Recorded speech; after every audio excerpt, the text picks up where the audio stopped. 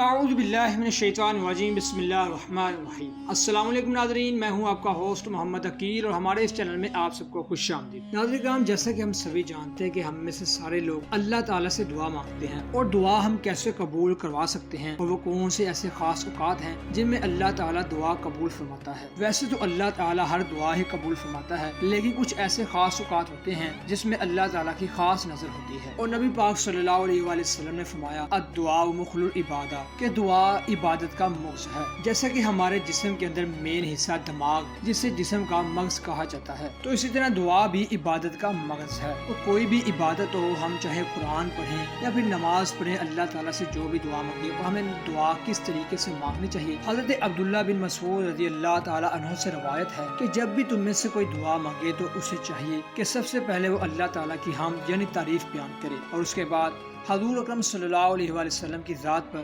درود پاک پڑھے، اور اس کے بعد جو بھی اس کی جائز حاجت ہوگی وہ اپنی حاجت اللہ تعالیٰ سے مانگے۔ اس ترتیب سے دعا مانگنے سے وہ اللہ تعالیٰ اس کی دعا جلد قبول فرما دے گا اور وہ اپنی مراد جلد ہی پوری پائے گا، اور اس ترتیب سے دعا مانگنے سے دعا ہمیشہ قبول ہوتی ہے۔ اور ویسے تو اللہ تعالیٰ کسی بھی گھڑی یا وقت کا محتاج نہیں، اللہ تعالیٰ جب بھی چاہیں اور کسی بھی انسان کی چاہیں دعا قبول فرما سکتے ہیں، لیکن احادیث کے اندر ہمیں جو چند گھڑیاں ملتی ہیں ان کا چند ذکر میں آپ کے سامنے پیش کرتا ہوں۔ فرض نمازوں کے بعد انسان کی دعا قبول ہوتی ہے، اور اس کے علاوہ اذان کے بعد بھی دعا انسان کی قبول ہوتی ہے، اور جمعے کے دن جب امام خطبہ دیتا ہے تو خطبے کے درمیان جب وہ بیٹھتا ہے اس درمیان دعا قبول ہوتی ہے، اور جمعے کے دن عصر اور مغرب کے وقت ایک وقت ہے، یعنی ایک گھڑی ایسی ہوتی ہے کہ اس کے اندر بھی ساری دعائیں قبول ہوتی ہیں، اور اسی طرح اللہ تعالیٰ روزے دار کی افطار کے وقت بھی دعا قبول کرتے ہیں۔ اور ایسے ہی جو انسان دین حاصل کرنے کے لیے یعنی اللہ تعالیٰ کی رضا حاصل کرنے کے لیے اور دین کو چار چاند لگانے کے لیے، علم حاصل کرنے کے لیے نکلتا ہے،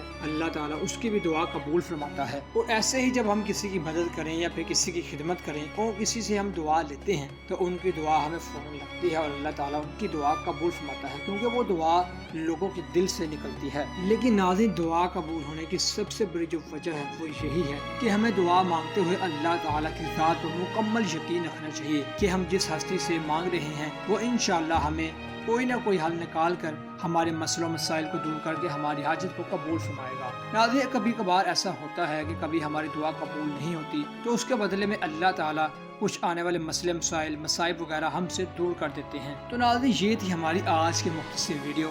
ہم امید کرتے ہیں کہ آپ کو یہ آج کی ویڈیو کافی پسند آئی ہوگی۔ ویڈیو پسند آنے کی صورت میں ہمارے چینل کو سبسکرائب، لائک اور شیئر کیجیے گا۔ دوبارہ جلد حاضر ہوں گے ایک اچھی نئی ویڈیو کے ساتھ۔ اجازت دیجیے، اپنا خیال رکھیے گا۔ اللہ حافظ۔